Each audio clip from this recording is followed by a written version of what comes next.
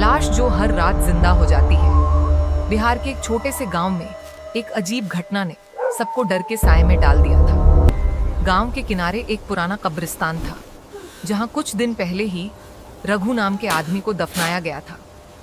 रघु की मौत अचानक हुई थी और मरने से पहले उसने सिर्फ एक ही बात कही थी, मैं वापस आऊंगा।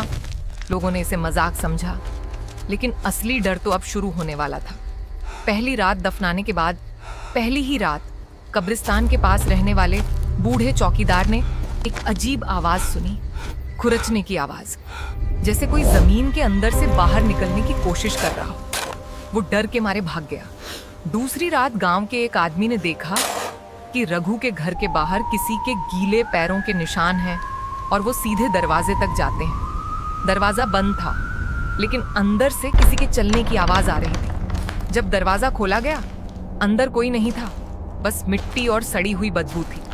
तीसरी रात अब गांव वाले डर चुके थे। उन्होंने मिलकर कब्रिस्तान जाकर रघु की कब्र खोदी, और जैसे ही मिट्टी हटाई गई, कब्र खाली थी। सबके चेहरे सफेद पड़ गए। तभी पीछे से एक धीमी आवाज आई, तुम मुझे ढूंढ रहे हो?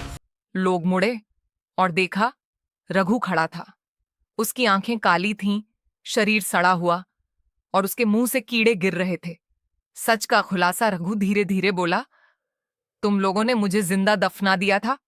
असल में रघु मरा नहीं था, वह बेहोश था, लेकिन गांव वालों ने बिना जांच के उसे दफना दिया। वह कब्र के अंदर जाग गया और बाहर निकलने के लिए तड़पता रहा, लेकिन देर हो चुकी थी। उसकी मौत दर्द और गुस्से में हुई थी, और अब उसकी आत्मा बदला लेने वापस आई थी। आखिरी रात, उस रात गांव में कोई नहीं सोया। रघु एक एक घर के बाहर गया, और जिन लोगों ने उसे दफनाया था वो सब एक एक करके गायब हो गए। सुबह सिर्फ उनके घरों के बाहर मिट्टी से भरे पैरों के निशान थे, जो कब्रिस्तान की तरफ जाते थे।